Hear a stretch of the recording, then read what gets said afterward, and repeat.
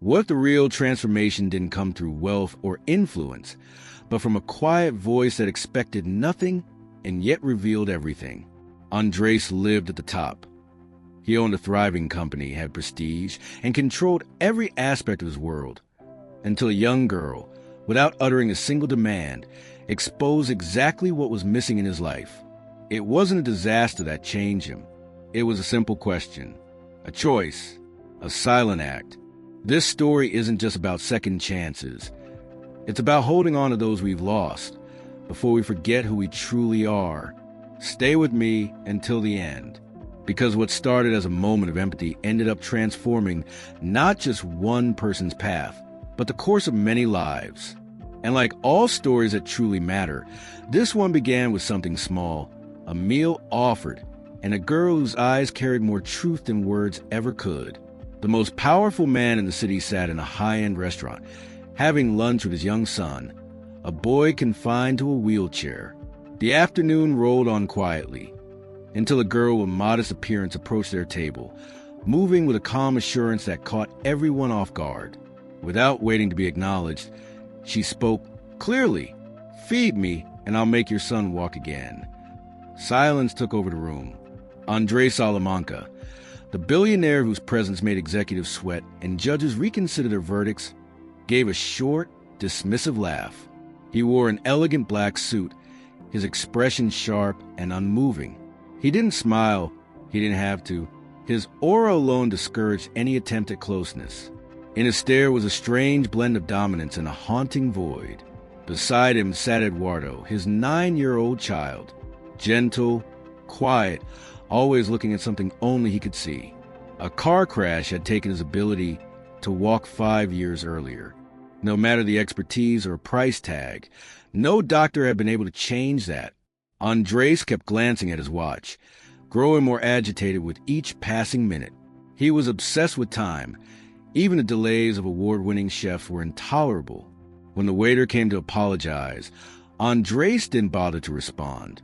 He just shifted his eyes away in annoyance. Meanwhile, Eduardo fiddled with his straw, distracted but used the stillness. For him, the coldness, the order, the tension, it was just another normal day. Then, something shifted in the air.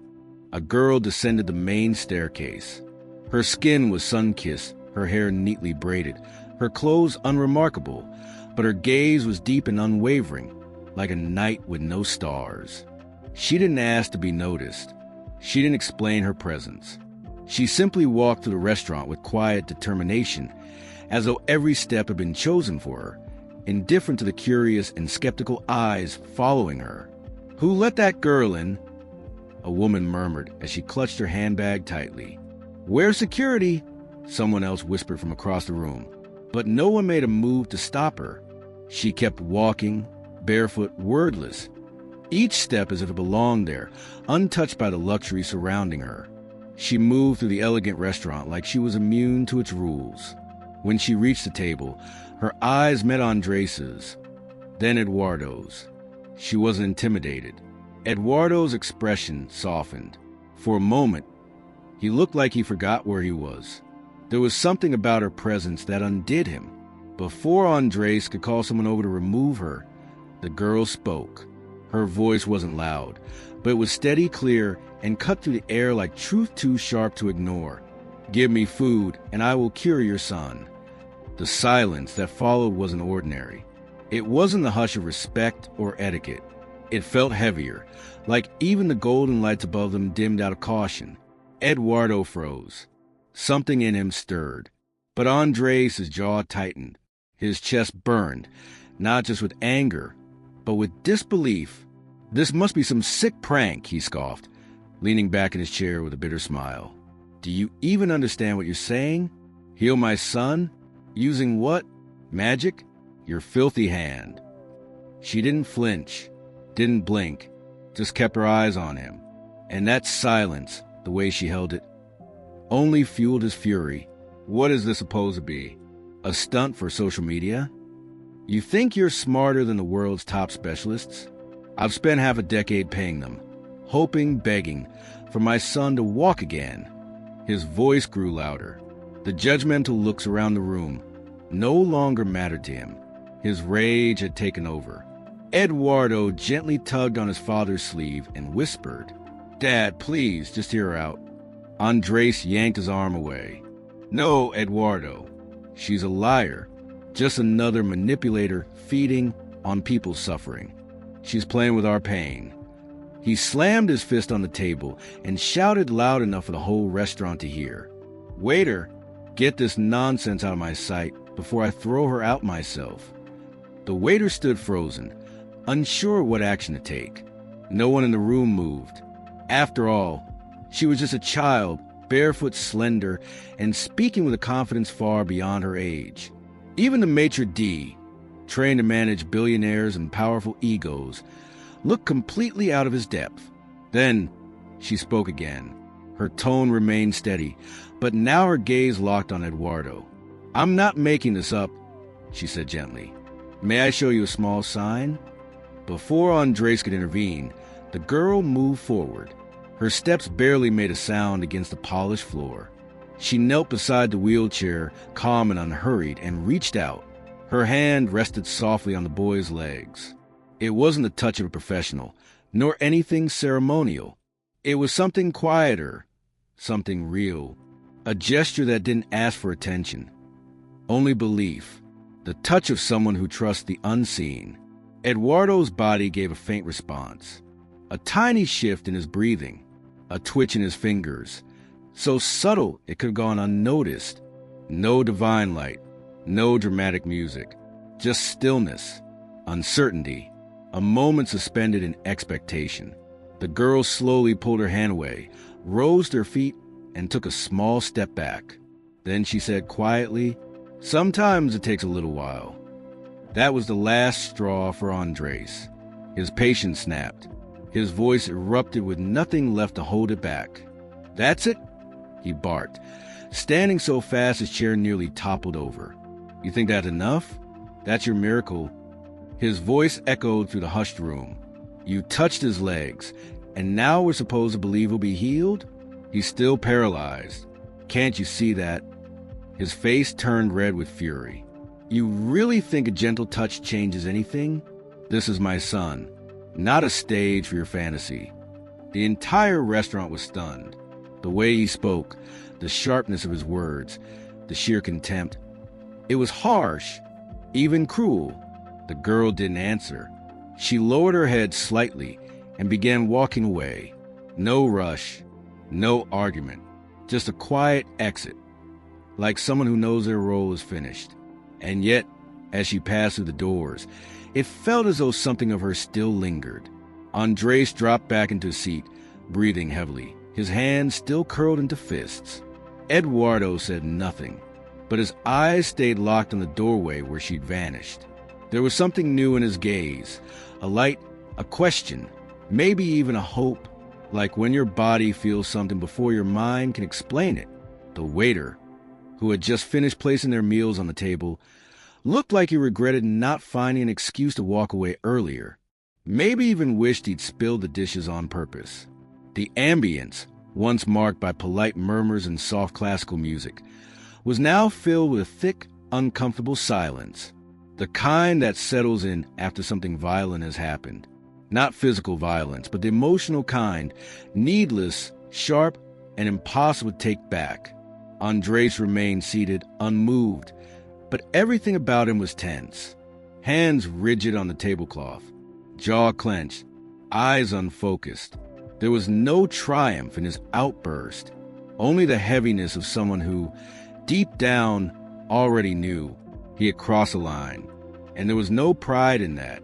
Across the table, Eduardo still held his fork, but he couldn't bring himself to eat. His chest rose and fell with a different rhythm, as if something inside him was no longer the same. Then, without saying much, he gently set the fork down, placed both hands on his legs, looked down, furrowed his brow, and whispered, barely louder than a breath, "Dad." Andrés didn't move. He kept staring blankly at the wall, trying to contain the storm he had just unleashed. "Dad, my legs feel warm," Eduardo said again, this time with a tremor in his voice, half disbelief, half fear. Andres turned toward him slowly. At first, his expression was doubtful, but then a flicker of panic crossed his face. "What do you mean, warm?" Eduardo touched his knee with his fingertips and swallowed, his throat dry. "I'm serious. I can feel something." The words seemed to come from a place long buried, like hope returning after being forgotten. Andres leaned forward suddenly, gripped his son's face between both hands, and stared straight into his eyes. "Say that again. Say it. What are you feeling?" Eduardo nodded, eyes wide, tingling. "In my legs. It's faint, but it's real." Time froze. Andres staggered back as if he'd been struck. All his certainty, his anger, his pride, all of it shattered in an instant by the quiet confession of a child who should have felt nothing. He sprang to his feet, knocking his chair over behind him. Waiters jumped. Guests turned. But now he didn't care.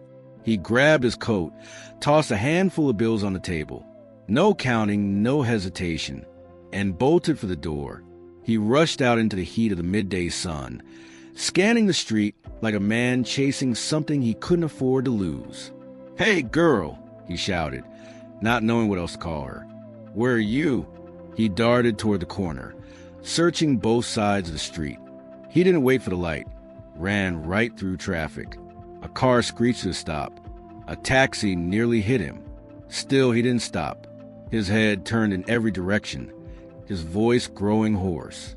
He crossed into the plaza, across the road, checked behind benches, looked beneath the trees. He searched every shadow like a man unraveling, but she was gone. No trace of her, no footsteps, no silhouette in the distance. Only the sound of his own voice fading into the noise of the city, echoing back at him, empty and unanswered. Sweat trickled down his temples, but he didn't slow down. His chest ached. His breath came in gasps. "Please, come back," he whispered. "Please." There was no pride left in him, no mask of authority, no fury to hide behind. Just a man undone, crumbling in the face of something he could no longer explain. But what cut the deepest wasn't the fact that she had walked away. It was knowing she had been right there, within reach, and he had pushed her away like she was a nuisance, a delusion, a threat to his control. And now, after 5 years of nothing, Eduardo was saying he could feel his legs. Tell me in the comments, did something in this moment stir something in you? I'm listening. When Andres finally returned to the restaurant, the scene had already changed. The table was empty, the food untouched and cold. Eduardo sat quietly, still gazing out the window. There were tears in his eyes, but they weren't tears of sorrow. "She's not coming back, is she?" he asked softly, not turning his head. Andres sank into his chair like a man who had finally stopped running, not out of peace, but out of defeat. He dragged a hand over his face, as if trying to erase the version of himself that had existed just minutes before. She was real, and I didn't see it. No more words were spoken. There was nothing left to say, only the crushing truth that echoed in both of them. They had let their one true chance slip through their fingers. In the days that followed, Andrés Salamanca was no longer the unreachable billionaire with a flawless image. He became a ghost in his own empire, a man driven to the edge. He wandered the streets with eyes wide and sunken, consumed by guilt that had nowhere to go. He hired investigators, paid for surveillance footage from cafes, metro stations, bus terminals.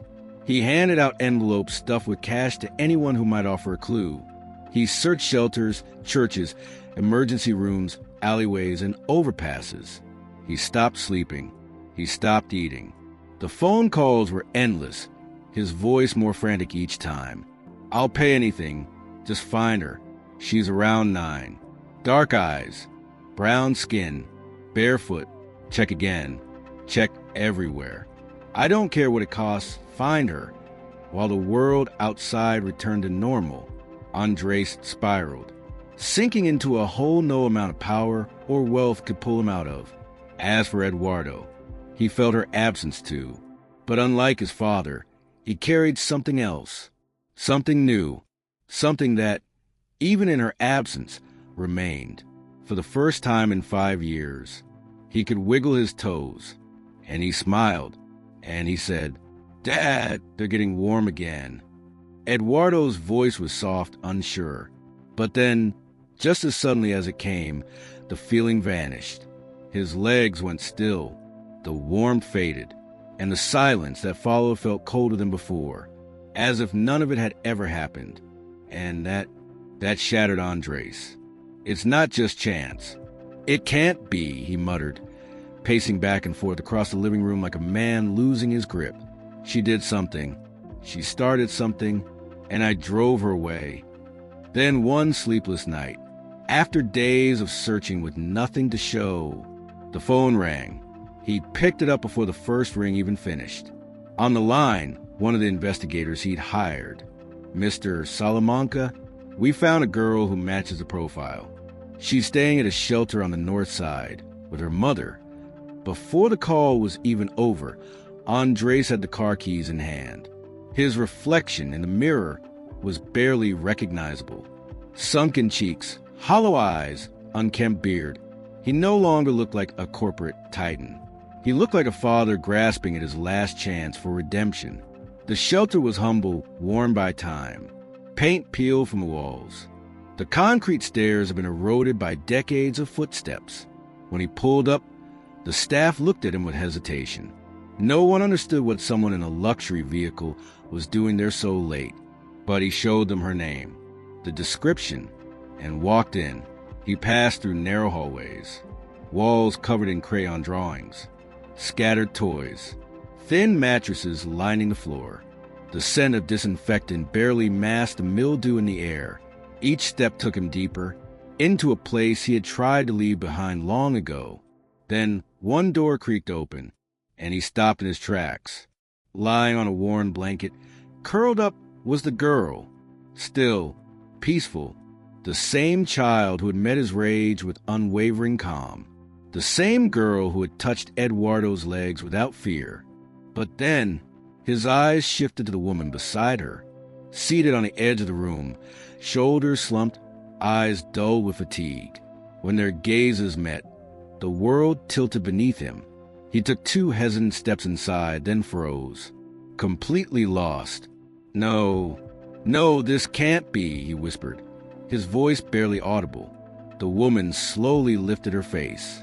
Even through the exhaustion, the worn features, the toll of the years, he knew her. Angelica. Her name slipped out like a secret he hadn't spoken in years. She didn't flinch. Her face remained steady, cold, unshaken, as though she had always known this moment would come. A moment when a debt long buried would return to collect. "Took you long enough to realize," she said quietly. "But yes, Andrés, it's me." He took another step forward, still struggling to connect the dots. "What are you doing here? Is she your daughter?" Angelica gave a small nod. "Yes, she is. And you threw her out of that restaurant like she was nothing, just like you did to me." The words hit him like a blow to the chest. He instinctively stepped back, and his mind spun backward, years into the past. He remembered. Angelica had once worked for him. Smart, dedicated, admired by everyone, one of the brightest on his team. But when she became pregnant, things changed. She began arriving late, missing work. Her performance declined. And instead of helping, he'd simply let her go. No conversation, no compassion, just a clean, cold decision. "I didn't know. I didn't realize what you were going through," he said, voice unsteady. "I had no idea she was your daughter." Angelica's tone didn't waver. "Of course you didn't, because you never wanted to know." Silence fell over the room again.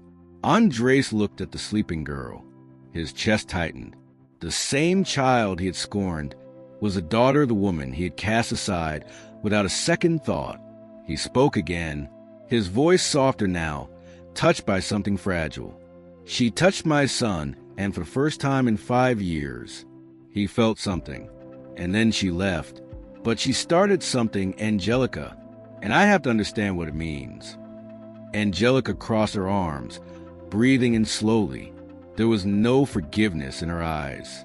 But maybe something wasn't entirely closed. It's not about whether you want to understand, she said, her voice calm but edged with truth. It's about whether you're ready to hear what you wouldn't listen to before. Andrés nodded, desperate. I am. Please, I am. Angelica paused. Her lips parted, but the words caught in her throat, still tangled with years of pain. Then she looked at her daughter, and something softened in her. Something broke loose. Not forgiveness, but the weight of carrying it all alone. She finally spoke. You want to know what happened after you fired me? Her voice was steady, but beneath it lived 1,000 unspoken wounds. Then listen, because I'm ready to tell you. Every story has something to heal in you. Subscribe and discover it. After you let me go, while I was pregnant, without even asking why, my life became a battlefield. Her voice didn't tremble, but every word carried the weight of years. No one would hire a woman about to give birth. Not one door opened, and I didn't have time to wait. Andrés looked down. Shame wrapped around him like chains. His throat tightened. He couldn't speak. I spent the last months of my pregnancy in a shelter overrun with rats, sleeping on a stained mattress, surrounded by strangers. I gave birth alone in a public hospital so crowded I had to share a bed. No one held my hand. No one even knew my name. She ran a hand across her face, as if trying to wipe away memories burned too deeply. And when they discharged me, I had nowhere to go. I walked out with a newborn and nothing else. We ended up on the streets. I tried to feed her while I starved. I wrapped her in anything I could find, but she still coughed through the nights. She fainted from hunger more than once. Andrés sat frozen, his breathing uneven. He wanted to say something, to explain, to ask for forgiveness, but nothing could touch what he was hearing. All of that began the day you decided I wasn't useful anymore, because I was tired, because I was carrying a life inside me. To you, I wasn't a person, just a number on a report that didn't meet expectations. His hands trembled slightly. He pressed his lips together, but stayed silent. There were no arguments left. Angelica exhaled and looked at her daughter, still asleep under the thin blanket. Then she continued, her voice lower now, almost awed by what she was about to say. She didn't grow up with toys. She didn't have birthday parties or her own bed or anything soft. But even from the beginning, there was something different about her. Iris always had this knowing, a presence, like she could see what others couldn't. She paused, eyes distant. She'd walk up to strangers at the exact moment they needed someone, never for attention, never to ask for anything. It was like something inside her could sense hurt before it showed. Angelica glanced at her daughter with a softness that only years of silent battles could shape. Then she went on. One day, she saw a man sitting on the ground, crying to himself. She tugged at my sleeve and said, Mom, he's not just sad. He's hurting on the inside. She walked right up to him and touched his shoulder. He just collapsed into tears. He told us later he had planned to take his own life that night, but he didn't because a little girl sat beside him and whispered, You're still good. She paused, and that wasn't the only time. It's happened over and over, to people who were grieving, sick, lost. She doesn't ask questions. She just knows. She feels. There's really no better way to say it. Andrés couldn't take his eyes off the girl. It was as if he were seeing her for the first time. Not just a child, but something more. Something rare. Something holy. This little girl, unseen, cast aside, had been healing others in silence. And now maybe she had begun to heal his son, too. He whispered almost to himself. I watched her walk into that restaurant like she already knew where to go, like she belonged there. Angelica nodded slowly.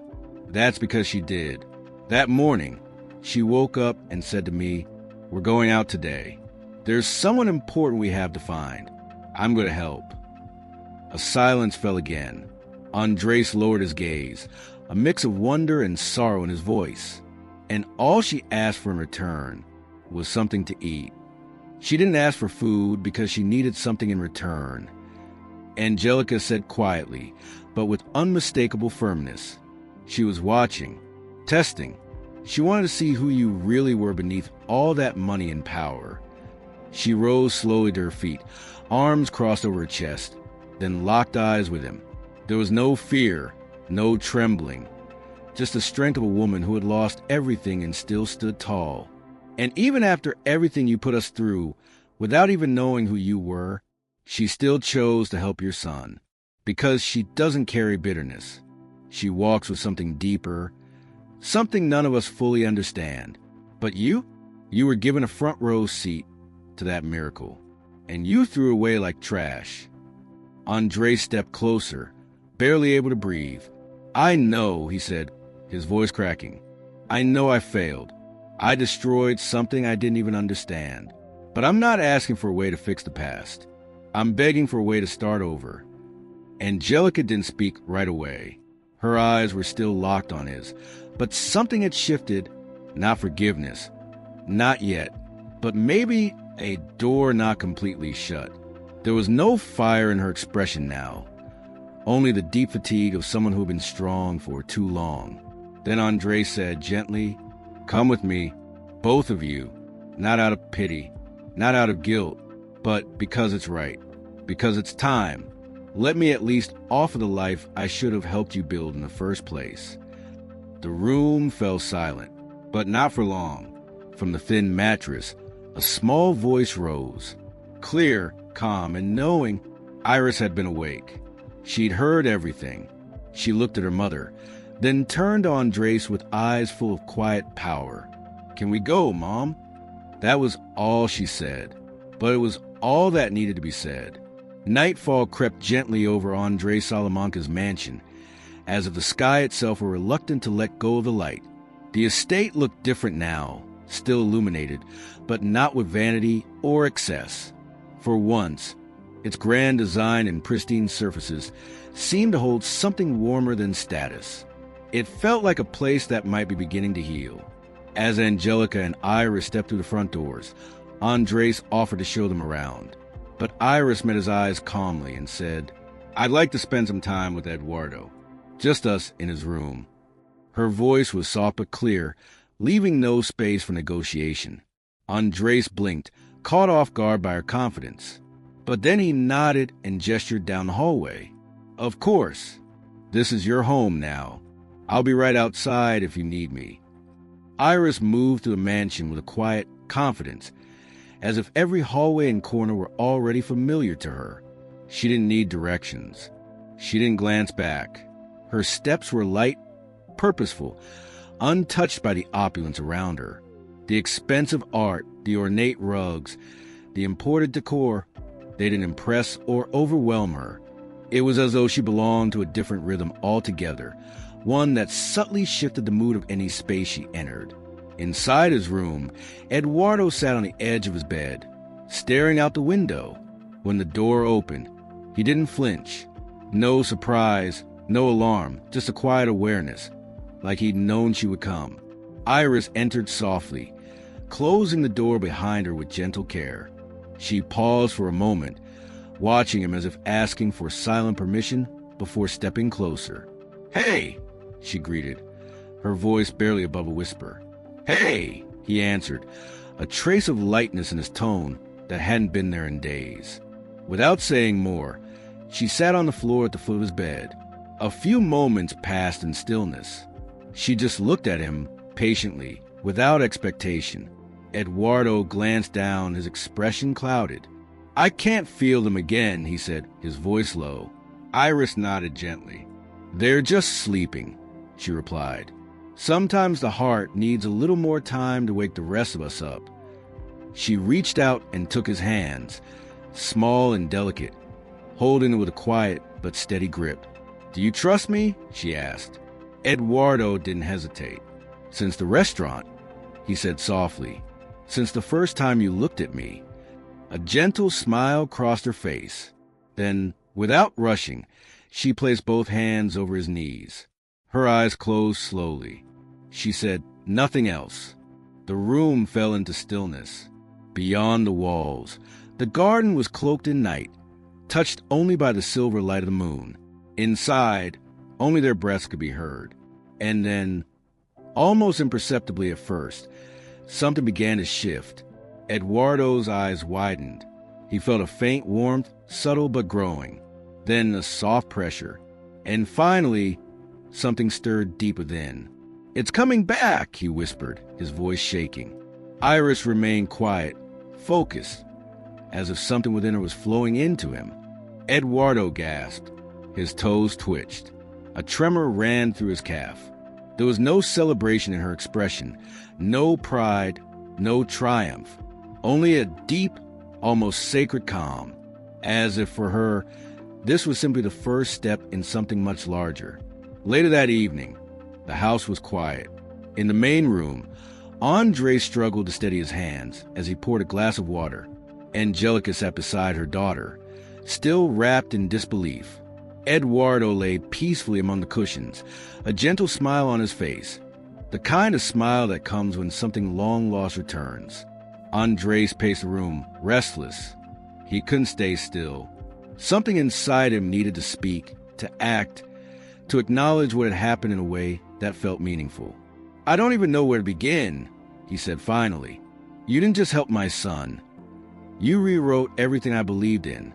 I've spent years trying to bend the world with money, power, control, and none of it ever gave me this." He paused, searching for words that could match the weight of the moment. Across from him, Angelica listened, though her eyes never left Iris, as if part of her still didn't trust that this wasn't a dream. "They haven't disappeared," she said softly. "Sometimes the soul just needs a little more time to bring everything back online." Without hesitation, the girl reached for his small, delicate hands, wrapping them in her own with unexpected strength. "Do you trust me?" she asked gently. Eduardo gave a small nod. "Since that day at the restaurant," he replied. "From the moment you looked at me." Her lips curved into a quiet smile. Then, without a word, she placed her palms gently over his knees.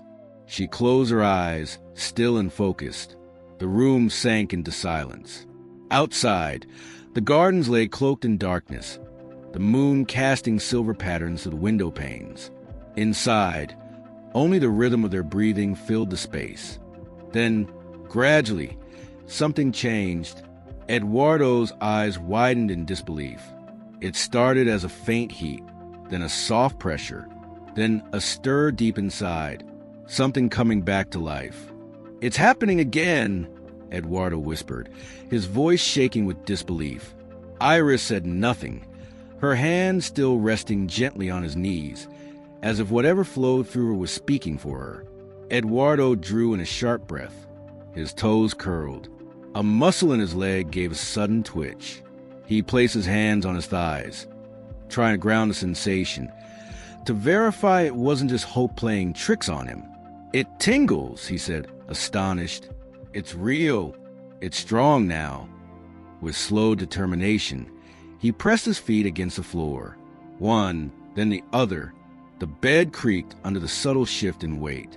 He reached for the armrests, eyes wide with a mixture of fear and hope, and pushed himself up. Iris watched him silently, still and centered. And then it happened. He rose. His legs shook. His frame wobbled.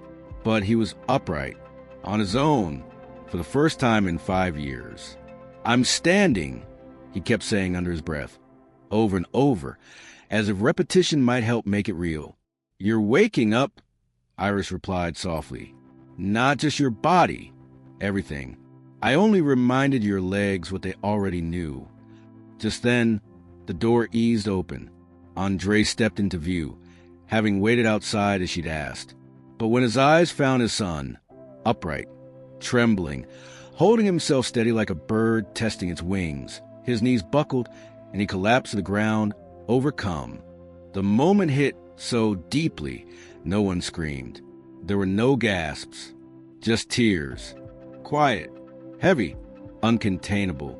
Andrés dropped to the floor, hands trembling as he pulled himself toward his son. He held Eduardo's legs first, then wrapped his arms around his waist, then cradled his face, as if trying to make sure the moment was real by touching every part of it. "You're walking," he kept whispering, eyes wide in disbelief. Eduardo was sobbing, but his face was glowing with joy. "She's like a real-life hero, Dad," he said through the tears. "She woke something up in me, like she reached inside." Andrés turned to look at Iris. She stood still, watching with a quiet that said everything. There was no need for praise, no trace of ego, only presence, like someone who wasn't there to impress, but to help. In that room where specialists had failed, where hope had faded for years, a child had done the impossible. There were no cheers, no audience, just belief. Andrés remained on his knees as Eduardo, taking slow, shaky steps, reached for his father's arms and helped him rise. In that moment, it wasn't the father lifting the son, but the other way around, not through strength, but through the wonder that now lived in his legs and in his gaze. Andrés wiped his face, lost in the weight of it all. Gratitude, regret, awe, they all fought to come out at once. But he said nothing. Across the room, Iris sat in quiet stillness. No big expressions, no glowing pride, just serenity, like someone who had seen it coming all along. Later that night, in the heart of the house, Andrés stood by the kitchen counter, struggling to pour water without spilling it. His hand still shook. On the couch nearby, Angelica sat beside her daughter, her mind still trying to grasp the impossible. Eduardo lay nestled in the cushions, his face lit with the calm of someone who had finally recovered something they thought was gone forever. Andrés paced across the room, restless. He had to speak, had to somehow honor what had just taken place with more than silence. "I don't even know where to begin," he said quietly. "You've changed everything. Completely. I spent my whole life trying to fix things with power, with wealth, and none of it ever gave me what truly mattered. If only I'd known that the answer I was searching for would come through your daughter." He stopped and faced him, his voice steady now. "I don't want this to just end with words. I want to do something real." He looked at Angelica and Iris with genuine resolve. "I want to make sure you have everything you need. A safe, beautiful place to live. Respect, stability, support. And for you, Angelica, a job that reflects your strength and worth. And Iris, she deserves the best education, the best path forward. Whatever doors I can help open, I will. You both deserve nothing less." The quiet that followed didn't last long, until Iris's gentle yet startlingly steady voice broke through, like sunlight slipping between the blinds. "We'll accept your help," she said calmly. Andrés let out a breath, a small wave of relief washing over him. But before it could reach his face, she added, "But that alone isn't enough." Her words landed with unexpected weight, filling the room with a quiet tension that felt larger than her small frame. Andrés looked at her, puzzled. "Not enough?" Iris met his eyes, not with defiance, not with judgment, but with the kind of clarity that comes from seeing something others overlook. "You need to become someone different," she said softly. "Not just for us, but so no one else gets hurt by the person you used to be." Andrés stood completely still, as though she placed a mirror in front of him he could no longer avoid. Eduardo slowly sat up, watching. Angelica said nothing. The room had gone still again. "You have so much, Mr. Andrés. Influence, resources, a voice people listen to. But if all of that is used just to keep things comfortable for you, then it's empty. Your son needs to learn what matters.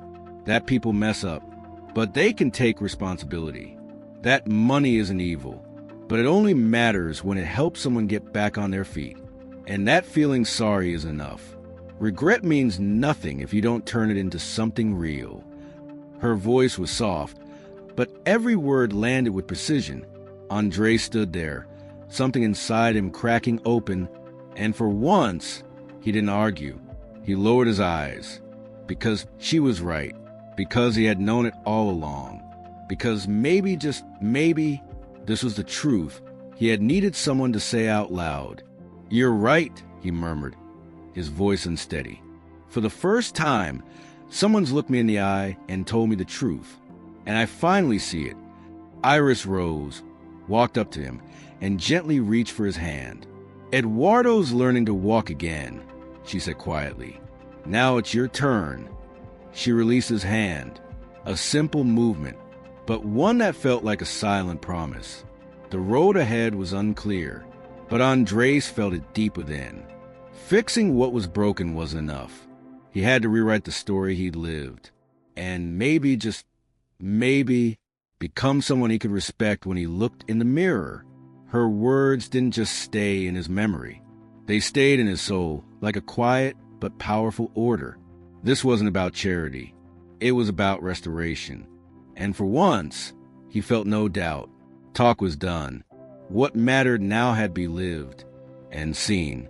It had to ripple outward, to reach lives like Angelica's, like Eduardo's, like the little girl who, asking for nothing, had seen something redeemable in him. In the days that followed, his steps were uncertain, but real. He started with his own company, a place he had once ruled with cold efficiency and detachment. He called for a full meeting with the board, summoned each department head, and asked for detailed records of employees who had been let go under questionable terms. Then he announced the creation of a new internal commission, dedicated solely to investigating every dismissal from the past 5 years. "I want to face every person who was wronged here," he said plainly, standing before a room of executives too stunned to respond. Word traveled fast. It was like a jolt of energy pulsing through the halls. People who once lowered their eyes when he passed now looked up, curious, cautious, and quietly moved. But Andrés wasn't finished. He took stock of the company's earnings from the last 10 years, reevaluated every investment, trimmed his own luxuries, and redirected millions to support causes that had once been invisible to him. Organizations for single mothers, programs for women in crisis, and safe havens for abandoned children. He didn't announce it online. There were no press releases, no cameras. He acted quietly with intention. No spectacle, just change. Eduardo was often by his side. They began visiting shelters, health clinics, and underfunded public schools together. The boy, still a bit unsteady on his feet, was walking now, and with each visit, his curiosity deepened. He asked questions. Why were those families sleeping on floors? Why did some kids have no parents? Why did the schools feel more like survival than learning? Andrés did his best to answer, and when he didn't know how, he listened. For the first time in years, he wasn't the one teaching. He was the one being taught. "Dad," Eduardo asked one afternoon, after they left the Center for Children with Disabilities, "are we going to keep helping like this?" Andrés met his son's gaze, eyes shimmering. "For the rest of our lives," he said softly. "This is what life means now."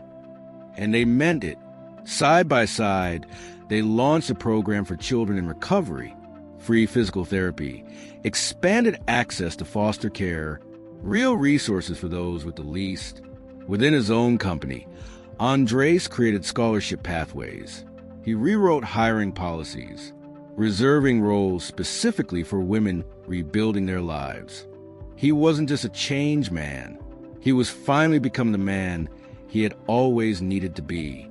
And every now and then, while speaking with social workers, or sitting in rooms filled with plans and hope, he glanced at Eduardo and remembered the quiet power of the little girl who started it all.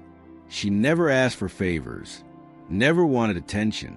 She simply remained close to her mother, quiet, observant, steady, as if content to let her actions speak louder than any word.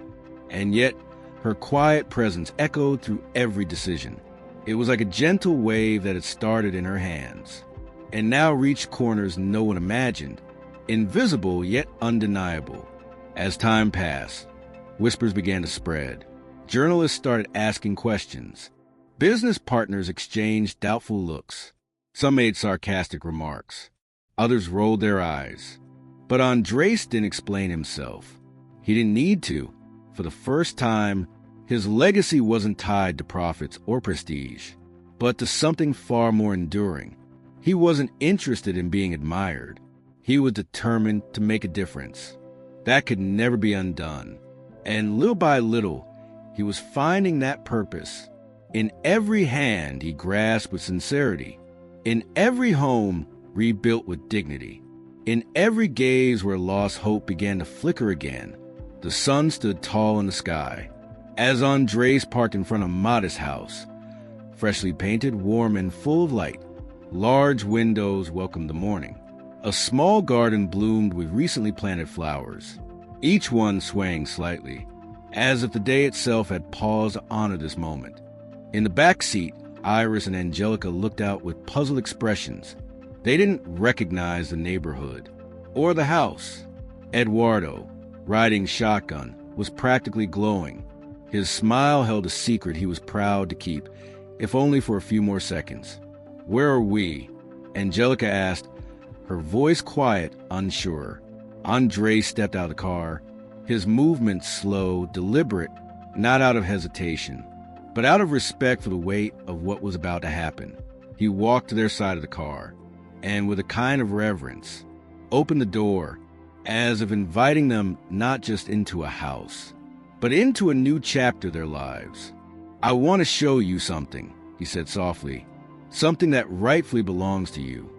They followed him, uncertain but trusting, their footsteps slow, almost hesitant, like people stepping into a dream they weren't sure they were allowed to have. When they reached the gate, Andrés paused. Then, with both hands, he extended a set of keys toward Angelica. "This home was made for you," he said. "Every corner, every detail, designed with intention, not as a favor, but because your story deserves a place to breathe again. A space that honors what you've lived and what still lies ahead." Angelica froze, her breath caught in her chest. She reached out and touched the iron of the gate, then let her fingers trail across the wood of the front door, as if needing physical proof that this moment was real. All of it, the walls, the garden, the quiet peace of the street. It was real. It's really for us," she murmured, her voice barely audible. "For you," Andrés confirmed, with a nod full of quiet conviction. "But there's more." Andrés turned the doorknob with care, as if unveiling a sacred space. And when the door swung open, it wasn't just a house that greeted them, but a home that felt alive. Warm light spilled across the floor of a welcoming living room. In the kitchen, a bowl of ripe fruit sat on the counter, as if waiting. There were 2 bedrooms. One of them painted a soft, peaceful blue, lined with shelves of books, gentle toys, and a small desk tucked just beneath a sun-drenched window. On the bed, a brand-new school uniform, carefully folded, with one detail that made Angelica gasp. Iris's name delicately embroidered on the chest pocket. "She's already enrolled," Andrés said quietly. "She'll study wherever she dreams of going."